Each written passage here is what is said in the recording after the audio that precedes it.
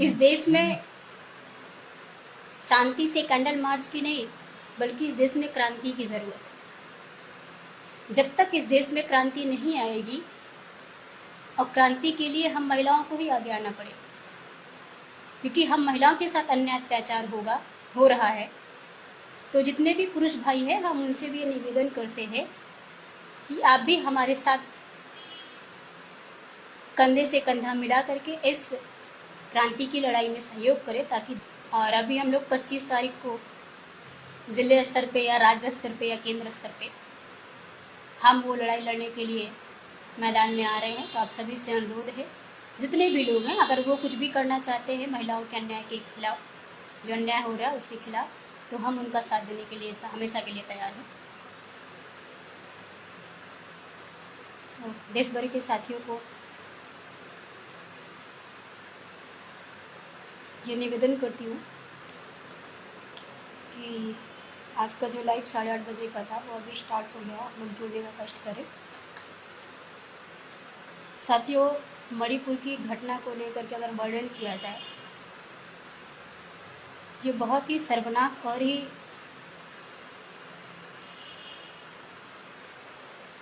कृत घटना हुई है कि हमारे देश की बेटियों के साथ, हमारे देश की महिलाओं के साथ ऐसा अन्याय अत्याचार हो रहा है। अभी तक जो मणिपुर का एक रिकॉर्ड आया हुआ है, डेटा जो आया हुआ है कि 142 लोग जो है वो जिनकी जान चली गई है, 60,000 लोग ऐसे हैं जिनके वो बेघर हो चुके हैं, और 50,000 लोग जो है वो आगजनी के शिकार हैं। और अभी हाल में जो 2 महिलाओं के साथ बेरहमी से इतनी शर्मनाक घटनाओं का जो है अंजाम दिया गया, वो आप सभी के सामने।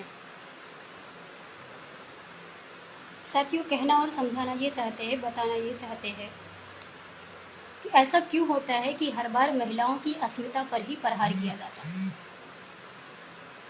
जब भी देखा गया, जब भी इस इतिहास को पलटा जाए या वर्तमान को देखा जाए, तो ऐसे यही अनुमान लगाया जा सकता है कि आने वाले हर समय में महिलाओं के ऊपर अन्याय अत्याचार बढ़ते ही जा रहे हैं, कम होने का नाम नहीं ले रहे। अगर देश की महिलाओं के ऊपर अन्याय अत्याचार कम नहीं होगा, तो मेरा इस देश के जो लोग प्रहरी, अपने आप को बहुत प्रहरी कहते हैं कि मैं देश का रखवाला हूँ, मैं देश का चौकीदार हूँ, पूरी दुनिया को हिला सकता हूँ, लेकिन भारत देश को किसी भी तरीके से इसका अपमान नहीं होने दूंगा। उस भारत देश को वो दूसरे देश में जाकर के भारत माता बोलते हैं, दूसरे देश में जाके भारत माता बोलते हैं, और अपने ही देश में यानी हमारे भारत देश में ही महिलाओं के साथ इतना घिनौना काम किया जाता है, और वो भी पब्लिक प्लेस पे किया जाता है। वहाँ उन महिलाओं के साथ अन्याय करने वाले 2 ही लोग नहीं थे, बल्कि उनके साथ जो पूरी भीड़ थी वो सारे के सारे लोग उसके दोषी।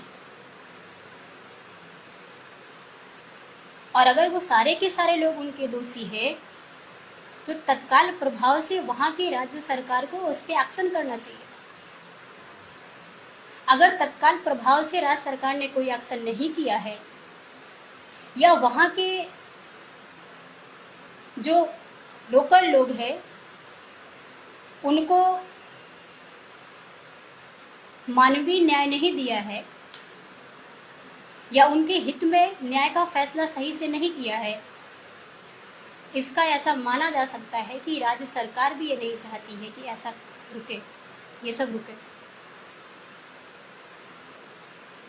साथियों, हमारे देश की महिलाओं के साथ अगर बड़ा अन्याय अत्याचार हो रहा है, तो हम दूसरे देश पर कभी भी ये नहीं कह सकते हैं कि हमारी महिलाएं दूसरे देश में जाके पढ़ाई करती है, या वहाँ पे जाकर के वो अपना प्रोफेशनल कोई नौकरी करती है, उसके साथ उस अन्याय से हम बचा पाएंगे। क्योंकि सबसे पहले तो उंगली हमारे देश पे उठाई जाएगी कि आपके देश में ही महिला सुरक्षित नहीं है। तो हमें हमारे देश की महिलाओं को सुरक्षा करने के लिए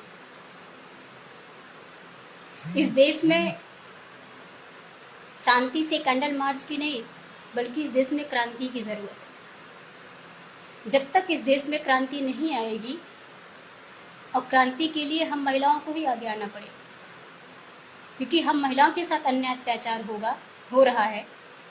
तो जितने भी पुरुष भाई हैं, हम उनसे भी ये निवेदन करते हैं कि आप भी हमारे साथ कंधे से कंधा मिला करके इस क्रांति की लड़ाई में सहयोग करें, ताकि देश की बेटियों का मान सम्मान बच सके। क्योंकि इस देश की एक बेटी का अपमान होता है हमारे घर में रहने वाली, अगर हमारी माँ, हमारी बहन, हमारी बेटी, हमारी पत्नी है, तो उसका भी अपमान हो रहा है। एक महिला का अपमान यानी भारत की समस्त महिलाओं का अपमान। और मुझे कहते हुए कभी कभी ये बहुत ज़्यादा गुस्सा भी आता है। इस देश के लोगों ने क्या किया, उस घटना पे दुखद, बहुत उनको दुख लगा, वो बहुत अंदर से तकलीफ में थे। कोई मर नहीं गया जो आप तकलीफ में है। किसी के साथ अन्याय हो रहा है तो उसमें आपको गुस्सा आना चाहिए, ताकि हम उसको ऐसा न्याय दे सके कि दोबारा हमारे देश की महिलाओं के या किसी बहन बेटी के साथ ऐसा अन्याय ना हो सके। उसको ऐसा न्याय देना चाहिए, कोई न्यायिक चक्र अपनाना चाहिए। लेकिन क्या इस देश की कोर्ट या इस देश की जो है सरकारें, क्या वो न्यायिक चरित्र उनके अंदर है? नहीं। दूसरी अहम बात साथियों बताना चाहूँगी, इस देश में 40 से 45 शेड्यूल्ड ट्राइब सांसद भी है।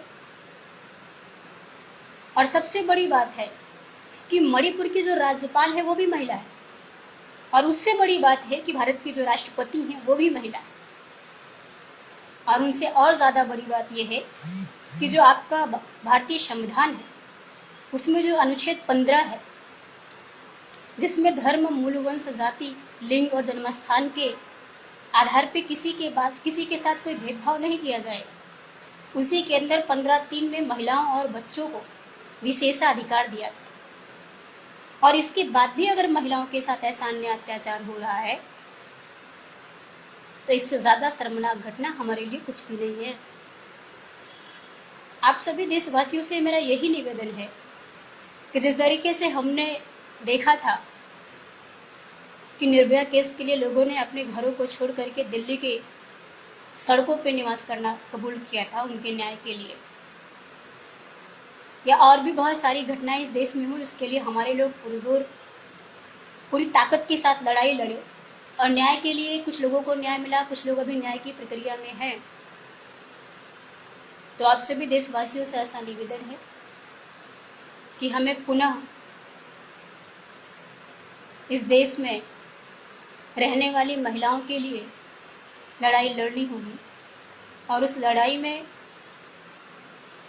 सभी को एक साथ आकर के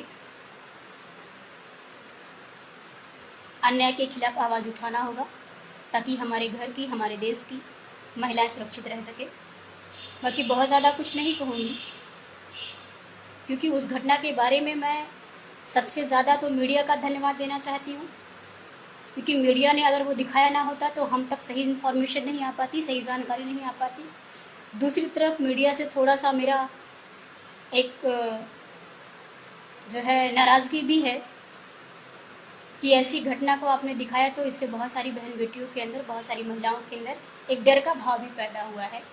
तो आपसे ये अनुरोध ये रहेगा कि जो भी इस देश में अन्याय अत्याचार के खिलाफ महिलाएं लड़ रही हैं, आप उसको भी उतनी ही संजीदगी से, उतनी ही सतर्कता के साथ दिखाइए कि महिलाएं कभी कमज़ोर नहीं हुई हैं। और महिलाओं की अस्मिता के साथ अगर कोई भी खिलवाड़ किया जाएगा तो इस देश की महिलाएं इस देश की शासन व्यवस्था से और राज्य सरकार से, केंद्र सरकार से लड़ने के लिए हमेशा तत्पर रहेंगी। साथियों धन्यवाद। और अभी हम लोग 25 तारीख को जो भी हमसे जो है सकेगा, ज़िले स्तर पे या राज्य स्तर पे या केंद्र स्तर पे, हम वो लड़ाई लड़ने के लिए मैदान में आ रहे हैं। तो आप सभी से अनुरोध है, जितने भी लोग हैं, अगर वो कुछ भी करना चाहते हैं महिलाओं के अन्याय के खिलाफ, जो अन्याय हो रहा है उसके खिलाफ, तो हम उनका साथ देने के लिए हमेशा के लिए तैयार हैं। सभी का धन्यवाद और सभी लोग सहयोग करेंगे।